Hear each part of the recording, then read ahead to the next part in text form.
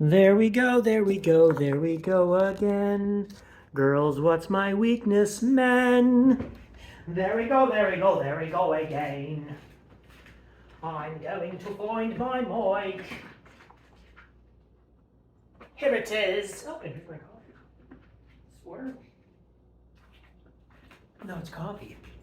Okay, here we go. I am looking at finishing this daily, and I'm just gonna get quicker and better and more coherent, and I'm not gonna worry about doing a great job editing just yet. So I'm gonna fluctuate.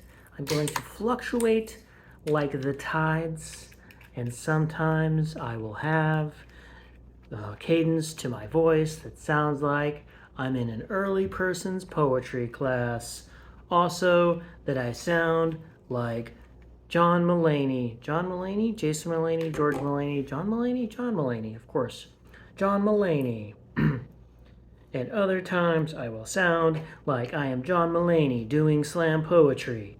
But my goal is just getting stuff out there and getting into a routine and putting it out there and being okay if it's not great. And if I put something out that took me hours and hours to create and it's got three three views, that is okay. That is learning. That is what is happening. That is what is happening. So I want to have these lower stakes videos that take less time. My goal was this to be 30 minutes, I don't know what this means, of writing, and then 30 minutes of recording, and then just a little bit of time to sync up the audio and the video and publish it. So the whole process, maybe 90 minutes. No, that's okay. I'm a little over. That's okay. So I wrote a little script, and here we go again. Girls, what's my weakness? Men. Title of this episode is Hot Town Summer in the City, because it's very warm. It's going to be even hotter. It's going to be like 97 degrees next week, and I'm going to go rock climbing. How are we? Well, an interesting thing the interesting thing about having a routine is noticing what happens when you disturb it or when it's disturbed or what disturbs it. I had so consistently been getting up and going for a walk and Wim Hof breathing, WHBing, as I put it in my notes, and cold showering for 3 minutes. Now I actually am using the correct number of fingers to denote the number I'm speaking. That some part of me thought I had like cracked the code and would be explaining to some young squire at the climbing area in 40 years through my gnarled but vital old frame. Well, it really just came together when I started the Big Three back in 2003, and I just haven't looked back. It really was like 3 weeks. That nearly every day, like all but one day, really. And the days I didn't do it, I did like a minor version of I'd get upside the head. I would get up and get outside my head, and go for a walk in the sunshine. And then often that would be a nice long walk. I'd come home, I would do some and then hop in the, it's cold. And it felt really great. And then I went to a wedding in Bend and it fucked up my sleep. And I was just tremendously anxious while I was there for like social anxiety reasons. And I've sort of struggled to get back into it. Of course, when times are hard, Mother Mary comes to me. When times are hard, those routines are where you would think you need them the most is when you don't use them. Interesting, right? So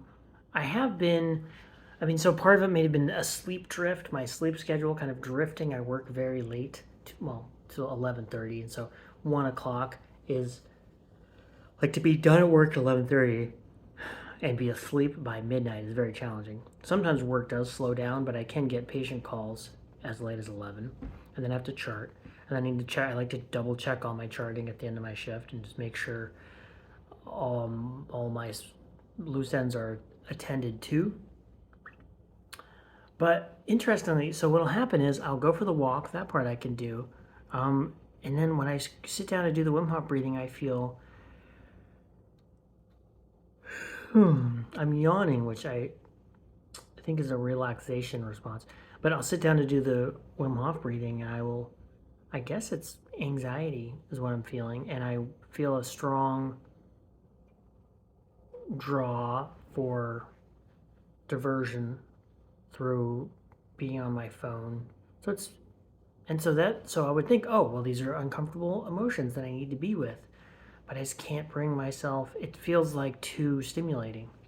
So perhaps what I need to be doing in those moments is noticing that happening, and maybe just doing a sitting meditation. And then I'll get in the cold shower, and it's this complete intolerance. Sometimes in the cold shower, I will feel really emotionally moved and I'll cry even. But this is more like a kid having a tantrum who just doesn't want to be at the bank anymore kind of thing. And one theory is I've been doing a lot more activities. I've been slowly progressing through my climbing pyramid, which is something I'll explain to a non-climber one day if you care. Basically just a way of structuring your climbing where you do, some amount of easy climbing, and then you do fewer and fewer routes at harder and harder difficulty, which kind of would happen anyway. Anyway, I've been doing more volume of climbing, of harder climbing. I've been slowly building back up my running. I've been walking about 10,000 steps a day, and so I might have a caloric deficit. I had a little bit of a winter like paunch. I was trying to like just kind of lean just a little bit, so it might be a little bit of a deficit. And then I'll wake up, I'll have coffee. Well, I'll wake up, I'll go for a walk, I'll come and then I'll have coffee. And so maybe it's just I'm too wired, but I don't know why I did it for 3 weeks without really any difficulty. So that's interesting. So I'll let you know how it goes with maybe eating after my walk and then doing the shower. And then if I can't seem to tolerate the breathing, just scale it back so I can complete it. Completing being the most important thing.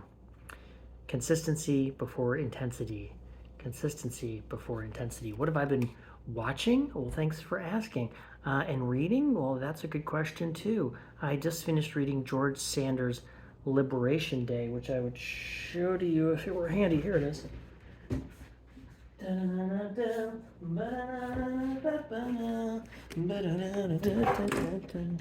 This book, I started reading George Sanders' Lincoln on the Bardo, and it was overwhelming.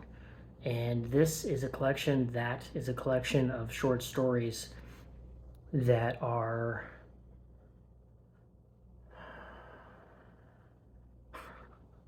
his capacity. That's a smallish book, and there's something like 11 stories in there, maybe 9. And his ability to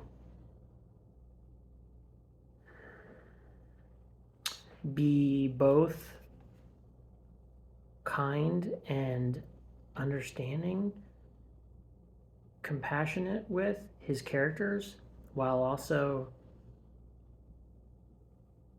nakedly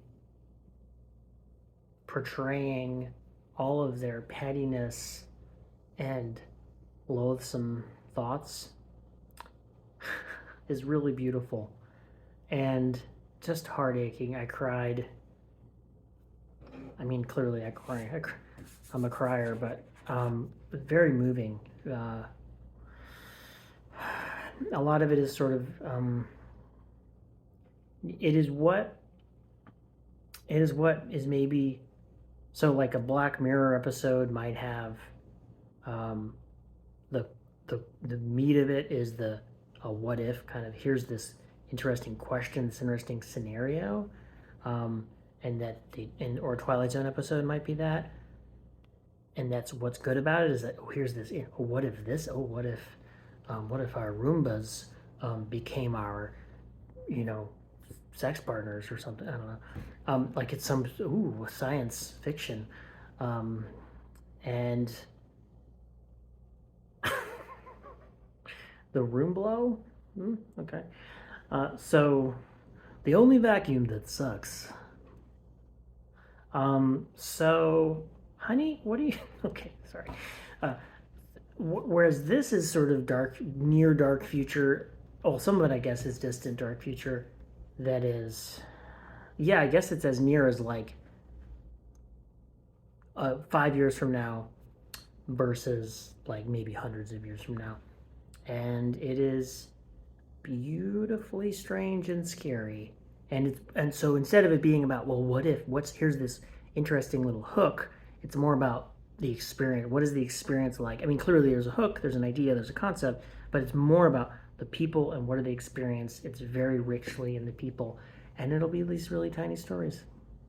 Yeah, and actually, one of them is not a dark future one. It's just about uh, a difficult mom, which it's called Mother's Day. That one reminded me of my mom. Oh, Janice.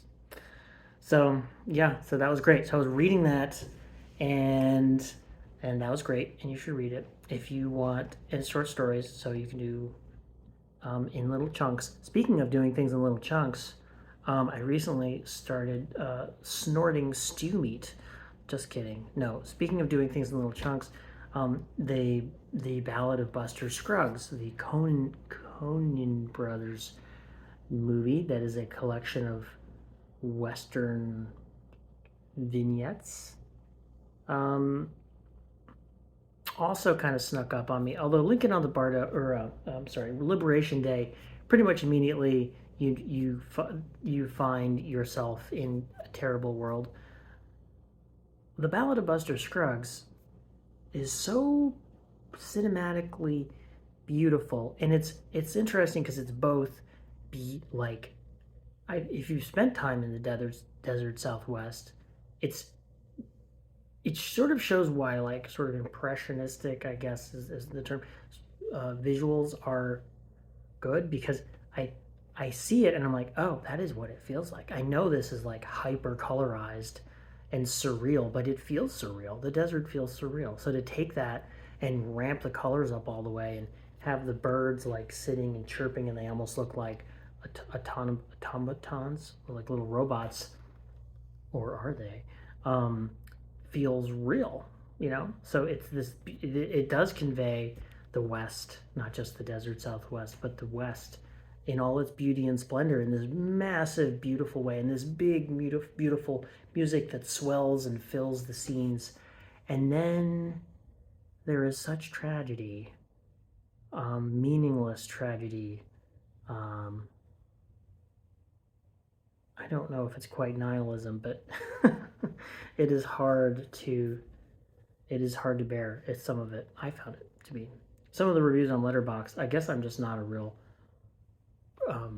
I don't have the capacity for emotional detachment that I think a lot of media critics seem to have, and I'm sort of always along for the ride, whether I want to or not.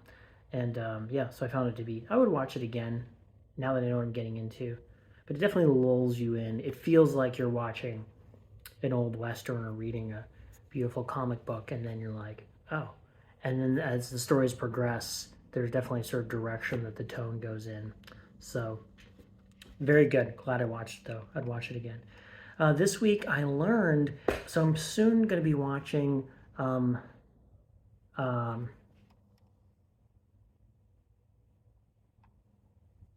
soon going to be watching Synecdoche, New York.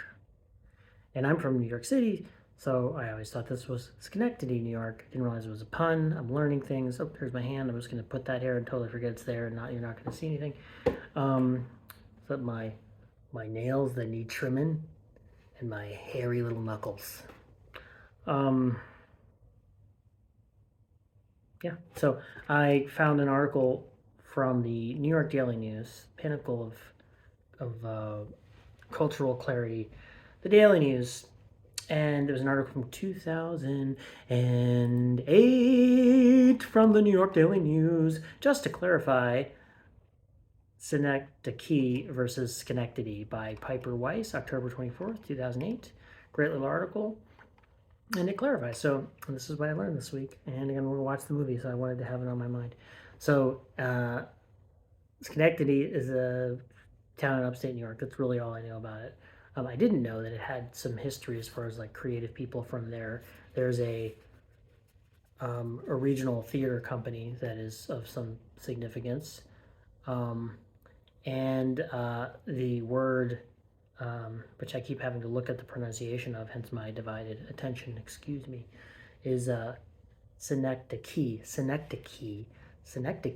And I found a beautiful video. I'll put the link in the description to a fellow from OSU here in Eugene, Oregon, from Professor Beetle, Betjemann,